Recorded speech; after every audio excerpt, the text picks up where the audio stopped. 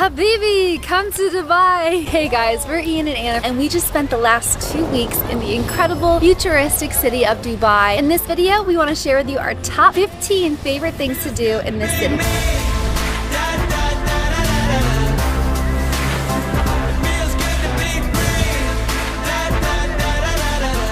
Let's start off with number 15, Miracle Garden. This 3-time Guinness World Record breaker is filled with 150 million flowers and is the perfect place for not only flower lovers, but also children. You'll notice just how family-friendly it is when you initially walk in and are greeted by 2 immaculate shrub stallions that serve as a gate to the rest of the majestic garden. There's endless fun things to see, including a Smurf village, a flower princess floating above her castle, and the world's biggest floral installation, which is that life-size replica of the Emirates airplane. As I'm sure you know, Dubai gets pretty hot, so we recommend coming as soon as it opens at 9 a.m. You only need to spend 1 to 2 hours to see everything you want, and if you have some extra time, you can head over to the world's largest butterfly garden that holds 15,000 butterflies. Coming up is number 14, Dubai Mall. The Dubai Mall is the largest mall in the world and is roughly the size of 200 football fields. It has more than 1,200 stores with every brand you could possibly think of and around 200 restaurants. You could definitely fill up an entire day here, especially because it's connected to the Burj Khalifa, and right outside its doors is the famous water show. Other mind-blowing things you could find here is an Olympic-sized ice skating rink, the world's largest indoor aquarium, and even a 150-million-year-old dinosaur which was discovered in Wyoming. If you're not a fan of crowds, avoid this area at all costs because it gets around 75 million visitors a year and can feel quite claustrophobic.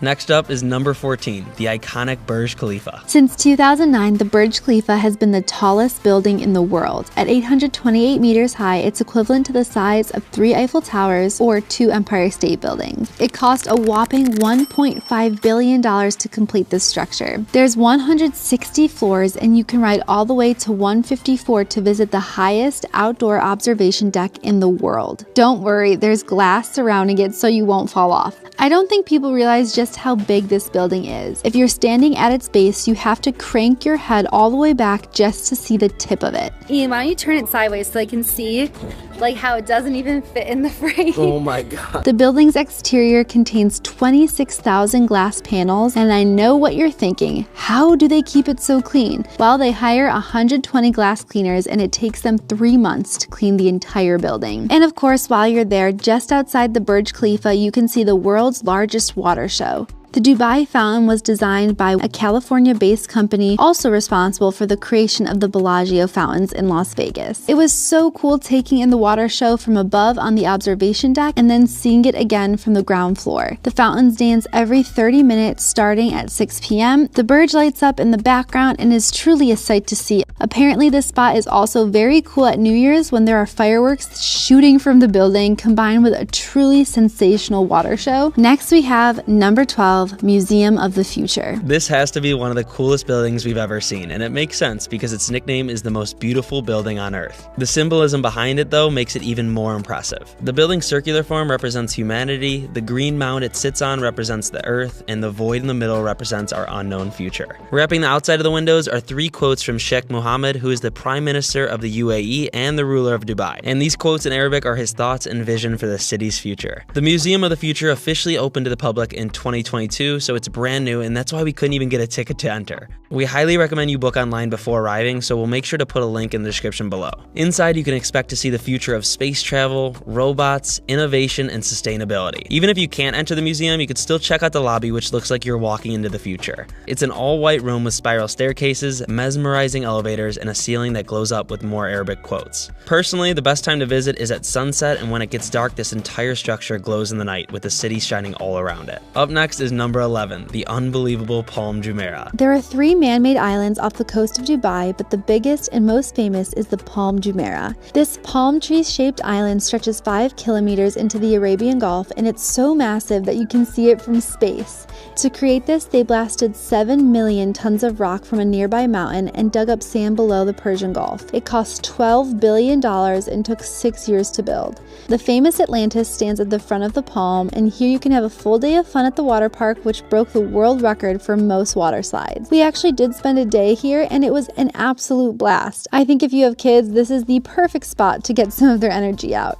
Definitely visit the Tower of Neptune first to go on the Leap of Faith, Atlantis' most famous water slide. If you're an adrenaline junkie and want to go skydiving, I don't know of many other places that you can skydive with a view like this one. This is actually the only way to see the palm from above other than taking a helicopter ride. Let us know in the comments below if you've gone skydiving in Dubai, because we would love to hear your opinion. Let's move on to number 10, rooftop bars and pools. Dubai is all about that go big or go home mentality, and they definitely didn't skimp out on rooftop pools and bars. Of course, Dubai holds 2 more records. First, it has the world's highest infinity pool, and second, it has the world's highest 360-degree infinity pool called Aura Sky Pool. The one we really wanted to visit was the Aura Sky Pool, but of course it was booked out for 2 weeks when we were there, so please make sure to book reservations far in advance. If you like to drink alcohol with city views, we have heard great things about Level 43 Sky Lounge, which is located on the roof of the Sheraton Hotel. This Sky Lounge overlooks Sheikh Zayed Highway, which is this famous road that connects all 7 Emirates in the UAE. It has an astounding 14 lanes, and during your time in Dubai, you will definitely spot supercars flying down this highway. Now on to number 9, the Dubai frame. To be completely honest with you guys, at first I thought the concept of a gold-plated giant picture frame in the middle of the city was a little odd. I kinda didn't want to go, but then I found out what it symbolized. The Dubai frame represents a connection between both the past and the present in this rapidly changing city. When you're at the top of the building, on one side you'll see old Dubai where everything began, and on your other side you're going to be seeing the most futuristic city in the world that has just been built in the last 40 years' time. When you walk outside that elevator, the floors are actually sensored, so when you step on them, they turn clear and you can see all the way to the ground below you. Even gave us a pretty good adrenaline rush stepping on those floors. Coming up, we have number 8, dune buggying. A trip to Dubai is not complete without visiting the sand dunes surrounding the city. We went on a safari tour that we'll talk about later in the video, but right now is all about dune buggying. We ended up choosing the cheapest 1-hour tour that we could find, which was $156 total for 2 people. That means each driver will get around 30 minutes behind the wheel, which was more than enough time for us. For our tour, we decided to get up bright and early one morning at 7 a.m. and head 1 hour to the sand dunes, which was the best decision. Not only is it less hot, but we had the entire tour to ourselves because no one wanted to get up that early.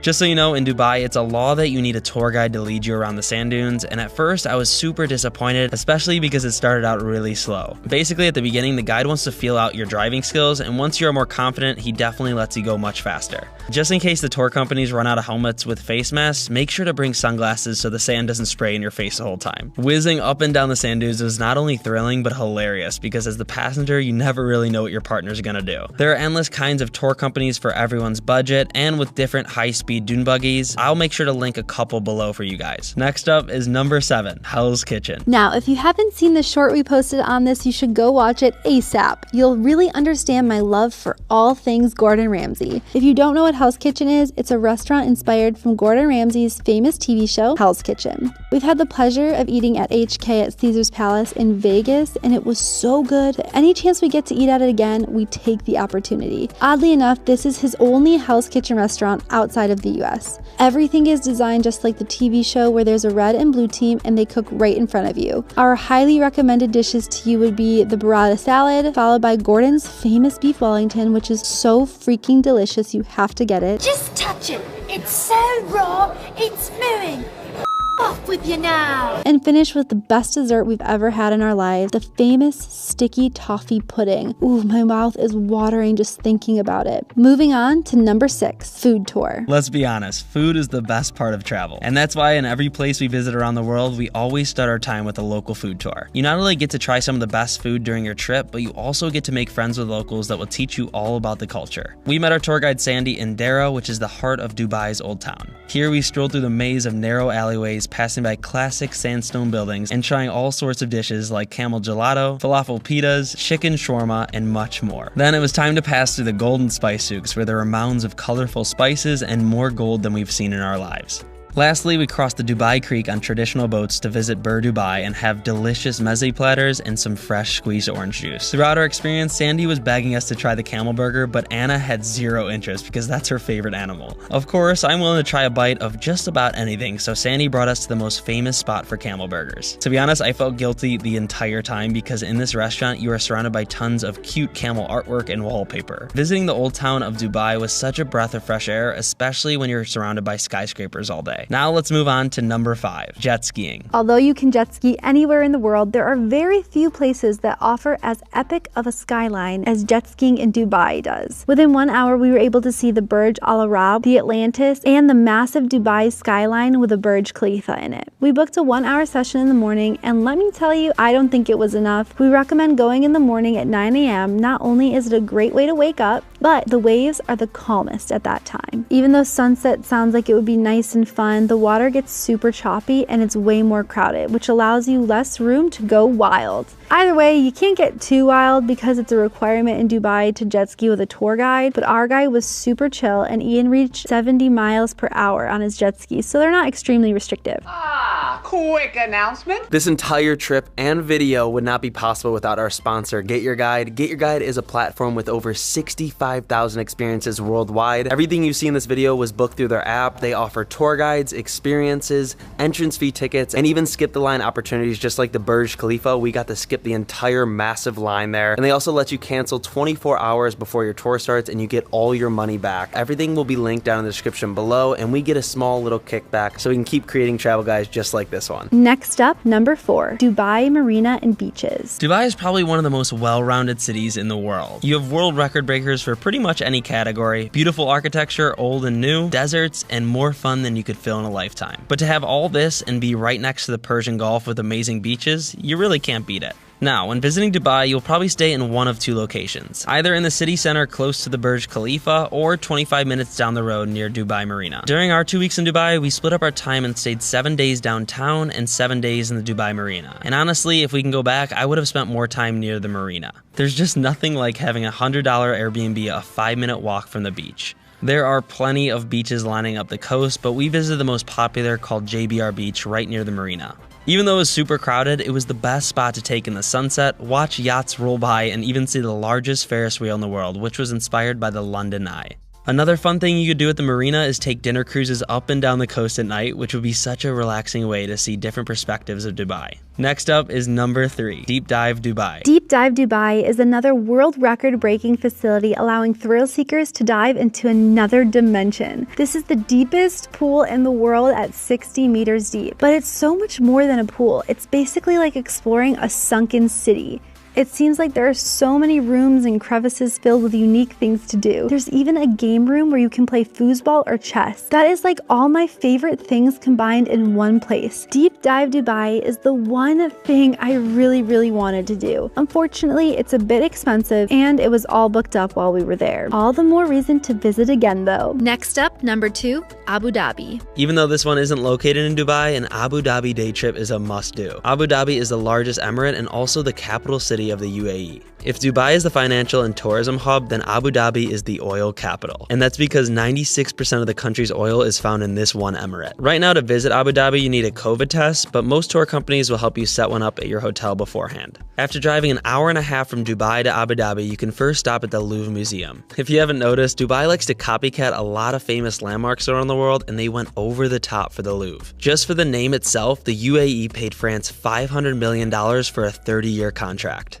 Although this museum has a bunch of cool art, it's nothing compared to the galleries in Paris. But the real thing to be excited about here is this spectacular architecture. This massive floating dome on top of an all-white building contrasts perfectly with the surrounding blue water. What's really cool about the dome is that it has 8 different layers, which creates this rain of light effect coming through as you're walking around. After the Louvre, you can visit many more places like the Emirates Palace, which is now turned into a hotel that you could stay at. And then you could hop right over to the Presidential Palace where all the government meetings are held. Now, one of the main reasons you're probably wanting to visit Abu Dhabi is for the Grand Mosque, which is the 9th largest mosque in the world and can fit upwards of 40,000 worshippers at once. This was by far the prettiest mosque we've ever been to, especially because it's all white marble. Walking around, I couldn't believe my eyes because it was just perfection. Keep in mind there is a dress code here where men have to cover their shoulders and knees and women have to cover pretty much everything besides their face. Thankfully, our tour guide was nice enough to bring an extra abaya, which is a traditional outfit of Emirati women. Another thing to keep in mind is that this is a place of worship, so please be respectful. The security guards do not want you touching each other in photos, giving peace signs, or basically any movement other than smiling. Now, coming in at number 1, the safari tour. A safari tour is something everyone should experience at least once in their lifetime. When you leave the city and approach the desert, you really get to see what a local Bedouin lived like.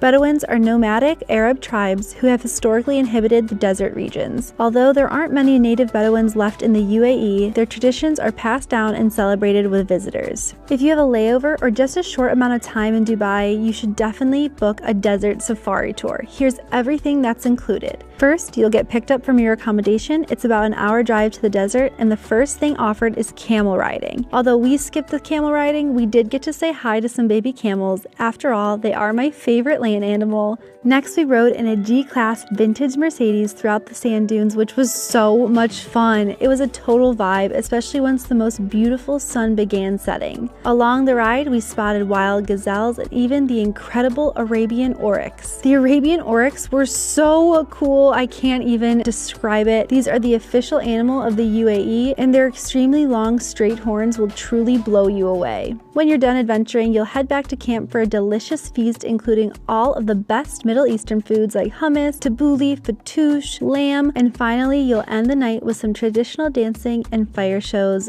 I absolutely love nights like these, and I can't recommend doing a desert safari tour enough. And that is a wrap. Make sure to like and comment on this video so it gets pushed out to travelers just like you. We actually have 2 more videos you could watch on Dubai in this playlist right here. Right now we are in Bali for the next month and a half, and we're gonna have tons of videos on that, so make sure to subscribe so you always get notified.